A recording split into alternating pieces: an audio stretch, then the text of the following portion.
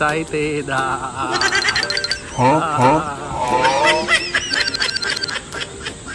Excited oh. Grabe naman.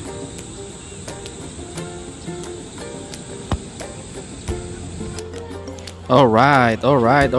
Welcome dito sa ating vlog na pinamagatang Aqua Planet. Ang nawawalang salamin, min. So dito sa Aqua Planet ay masaya. So isa to sa mga pinakapipitagan dito sa north side. Kung papunta ka ng north, Pampanga, sa may Ilocos, Baguio, madadaanan mo to somewhere papuntang Subic. And napakaganda nitong lugar na to kasi magiging masaya kayo lahat. Magiging active kayo kasi kailangan nyo maglakad-lakad and lumangoy-langoy and enjoy ang pamilya throughout the summer. So marami ditong pwede mong pagpuntahan. So dito nagkaroon kagad ng problema. I believe nagkaroon ako ng problema dito dahil nawala yung salamin ng kapatid ko sa wave pool pa. So dito, ayan. So maririnig nyo rito yung mama ko, pinapahanap niya sa akin yung salamin. Hindi talaga makikita dito yun. So what's the best thing that I do? We will see and hear later. Nag-pray na lang tayo para mahanap. Saan banda? Wave. Wave pool to eh, mawawala yun. So ayun na nga. Naglakad-lakad ako, nag-isip ako. Sabi mo, wait, walang imposible kay Lord. So mahahanap niya to. So I'll pray to you. I want a little chance. I would get it. In Jesus' name I pray. Your will be done. Father in heaven, holy is your name. Your kingdom come. Your will be done. Earth same as it is in heaven. Give us today our food and forgive us our sins. Same as we forgive those in Jesus. Bring us far to things that deliver us. So ayun na nga, sa mga panahong ganito, I truly could say na wala ka nang ibang magagawa pa kundi magdasal na lang. So sunod din na problema nangyari dito dahil nakalimutan ko dito sa video na to, tinitignan ko, tingin ako ng tingin doon sa relos ko. Tingin ako ng tingin na suot-suot ko pala siya kahit na nandun sa malalim. And hindi ko na turn off yung niya, yung kung paano siya mag-repel ng tubig. So sila dito, ayan. Slide muna sila. Watch kayo kung paano dito sila malahulog. Enjoy pagkasama pamilya mo rito. Yan na.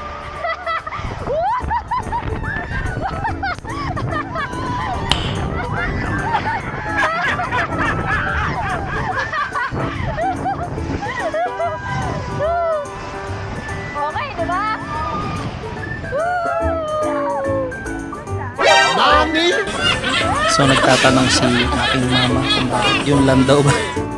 Si Alex naman yung nagno-reaction na while dito naman sa wave pool, no, nandito lang si Andre, hindi siya umalis, wala siyang ibang gustong puntahan kundi dito lamang sa wave pool. So isa sa mga hack na naisip ko while nandito ako sa malayo, kaya nakikita nyo medyo shaky yung footage, isa sa mga hack na pwede nyo gawin is bumili kayo ng telescope para makikita nyo sa malayo yung anak nyo. Very safe naman dito pagdating sa mga bata kasi meron silang napakaraming lifeguard, as in talagang attentive sila sa bawat gagawin nila kalokohan ng mga bata, ng matanda, talagang nagbabantay sila. So yan, ang anak ko ay si Andre, very friendly. Kaya pagdating sa mga kasama sa mga outing is huwag kayo magtaka kung lagi siyang maraming kasama o kausap kasi siya ay very friendly. Right here, dito naman ay nag-swimming din ako, no? Tinignan ko kung ano nga bang mayroon doon sa ilalim. So malaman kung ano yung nagge-generate ng pool. Well, actually pwede naman natin i-google na lang o i-chat GPT, pero syempre mas maganda kung ma-discover natin. Dito napansin ko na nasisira na konti-kunti yung aking relos. Anyway, nag-enjoy naman ako, so hindi ko pinapansin yung mga ganito maliliit na bagay. yung mga ganitong bagay, binibigay naman sa atin ulit ni Lord. It's just a lesson learned na hindi talaga tumatagal ang mga gadgets, lalo na sa tubig.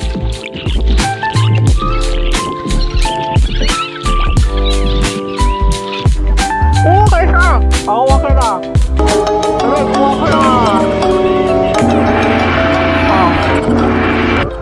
Para akong tanga dito, no? Hindi ko naintindihan yung mga pinagsasabi ko. Para akong in-check. Anyway, ito yung pinakamalumanay na ride dito kasi magpapaanod ka lang dito sa Lazy River kung tawagin nila to. So yung naunang slide, I think it's called Aqua Loop. Ito yung pinaka-intense kasi may drop ito tsaka mapupunta ka doon sa may pabilog. Pero this time, flow lang ang nagpapapusog sa'yo. Kailangan mo na salbabida and marami rin ditong lifeguard. Ito yung bumubuhay dito sa sa Aqua Planet, no. Sobrang dami nilang lifeguard. Ultra mo maliliit na corners, nakikita lang yung mga camera nila is advanced. Inobserbahan ko dito. Marami naman pwedeng puntahan dito, as you can see. Talagang malawak yung area. And may advice ko lang, maglagay kayo ng maraming sunscreen. Huwag nyo kakalimutan mag-subscribe para sa mas marami pa nating content. And ilalagay ko dyan sa description natin kung ano yung mga pwede nyong dalhin para mas gumaan pa o mas sumarap pa yung trip nyo with the family in Aqua Planet. Yung papadaan tayo sa may bridge. Nakakatuwa to kasi may konting falls. So sinisita na tayo ng lifeguard kasi may mga makukulit tayo minsan. Anyway, from Manila, kapag sasakyan ka, more or less aabutin ka ng 800 or 1,500 balikan sa gasolina. Hindi pa traffic yun. And mga ordinary sasakyan, siguro diesel siguro yan, van. Sa pagkain naman, di mo kailangan kung gaano kumain sa loob. I don't think na kailangan mong kumain na sobra-sobra. Basta kumain ka na ng breakfast bago pumasok, skip mo na yung lunch and dinner. Magdi-dinner din naman kayo sa labas dahil hindi naman siya mag-close ng hindi naman siya magko-close ng gabing-gabi. So dinner most probably sa labas. And meron ditong ginagawang hotel pero hindi pa siya tapos this time. Yun, tamang sisid. Anyway, enjoy kayo dito kapag ka nagpunta as family. Lalo na yung mga gustong ng thrills. Ang downside mo lang, pero actually hindi naman siya downside. Maganda rin na, oops, teka, mahulog ako dito. Nahulog pala ako dyan. Ang likod ko kasi may gusto akong posisyon, hindi ko makuha. So tinatawanan nila ako dahil na-realize ko na wasak na yung relos ko dito. So ayun, wasak na yung relos ko dyan dahil ulit-ulit akong hulog ng hulog tsaka malalalim na yung napupuntahan ko. Going back doon sa gasolina natin, 1,500 more or less, balikan na yun. And wag nyo kalimutan kumuha ng kabana. Para sa akin yung kabana na may tent, hindi ko alam 100% sure kung magkano yun by this time, pero kailangan nyo pong kumuha nun kasi doon nyo ilalagay yung mga gamit nyo kapag more than 7 persons kayo, kasi doon nyo ilalagay yung mga cellphone nyo. Huwag na kayo magdala ng maraming bag, pero kung gusto nyo magdala kayo ng bag na malaki, sama-sama kayo. Kung magdala kayo ng isang maletang malaking bag, doon nyo ipagulong lahat. So iisa lang yung lalagyan nyo, may zipper yun kasi secure nyo ang gamit. And marami pa ditong full attractions, yung high speed na slide. Na-try natin yun dito, makikita natin mamaya. And bukod sa budget, ano ba masasabi ko dito? Kailangan mo palang, wala palang cash dito sa loob. Ang pinakamaganda is i-loadan mo na yung wristband mo ng siguro sa isang tao malaki na yung 400 kasi soft drinks lang naman bibilin mo if I were you. Pero kung marami kang pera, syempre dito mo na gawin lahat. Spend pagka maraming pera. Kasi yung mga wristband nila dito is may RFID. So this time naman pumanig tayo sa dual slide. Kasama natin ang aking daughter. So nagyaya siya, sabi niya, tara na tayo naman pa. So let's go.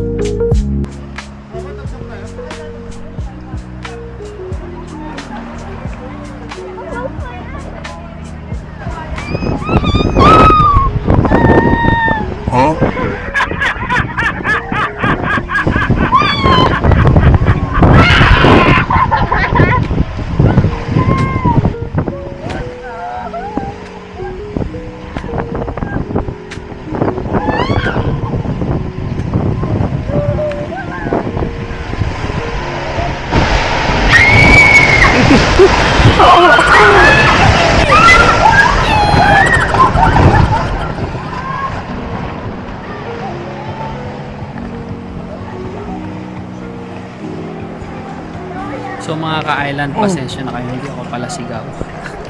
Kasi hindi ako natitril sa ganito. Medyo extreme tayo noon, kaya sanay na ako sa mga ganito, hindi talaga ako. Pero dito, medyo napasigaw tayo. Grabe dito. Tanong ko rin yun na lang.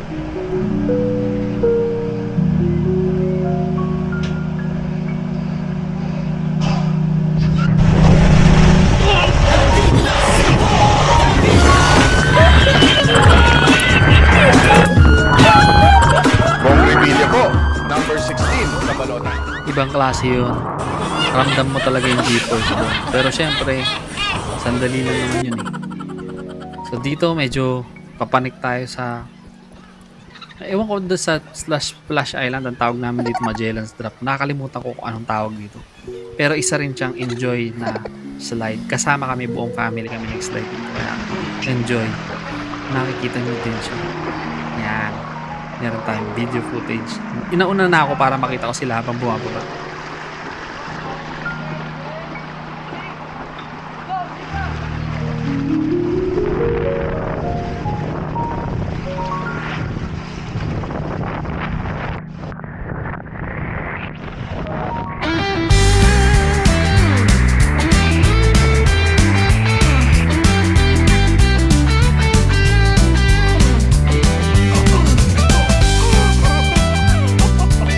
Tuwan-tuwa tayo sa galak. Ayan si mama oh. Tagal tumayo. Kala niyo maandar pa. Maandar pa rin siya. Anyway, ito, second round. Siyempre, dito naman tayo sa blue corner. Kasama natin ulit sila. Pero this time, buong pamilya na. Noong nakaraan kasi may nakasingit na dalawang stranger. Pero, okay lang. All goods. Ito buong family na. So yes, slide kami. Nauna na rin ako kasi para mabidyoan ko sila. Hindi talaga mataas yung ulo ko.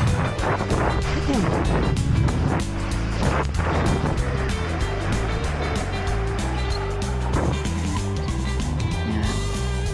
Si Bibi, si Andrea, si Mama. Sino pa ba?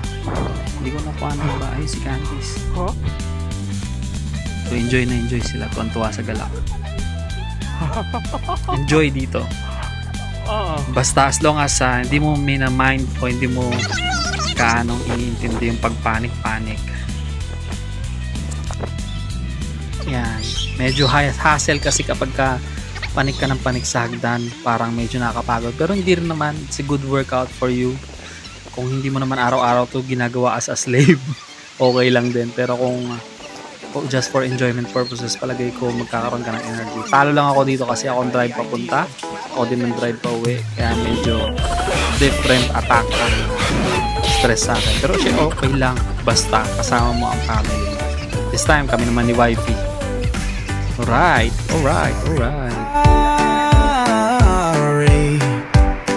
I don't provide instrumentals here, but let me know if you like song lyrics inspired by the idea of travel adventures. Yeah.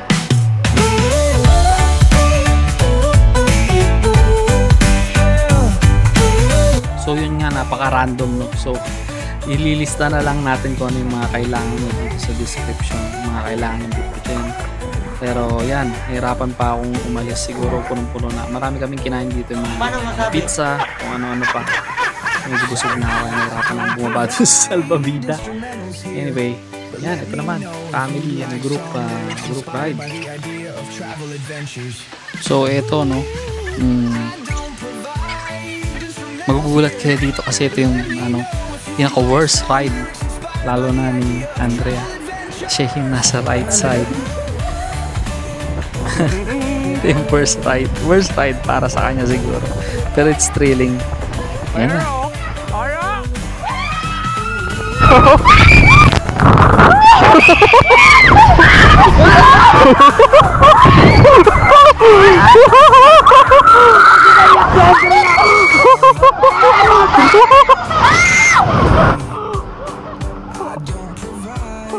Instrumentals here, but let me know if you like song lyrics inspired by the idea of travel adventures. Yun. So again, this is the final video. And dito na nagtatapos. Pasensya na kayo sa crappy narration. Tuwan-tuwa ako at nag-enjoy lang din ako. Panoorin pa ulit yung video. And wag niyong kalimutan mag-like and subscribe dito sa ating channel. Yung mga ita na nandyan sa labas, nagtitinda sila ng kamote, and mind you, nanay ko pinagbibili yung kamote nila. Ako marami kasi akong stock na kamote. You will see in future videos ba't marami akong stock na kamote palagi. Alright, disperse. Don't forget to like and subscribe. Madami kaming kamote. Thank you. Sorry, I don't provide instrumentals here. Let me know if you'd like song lyrics inspired. Bakit nakalock? Iniwan kong bukas to ah.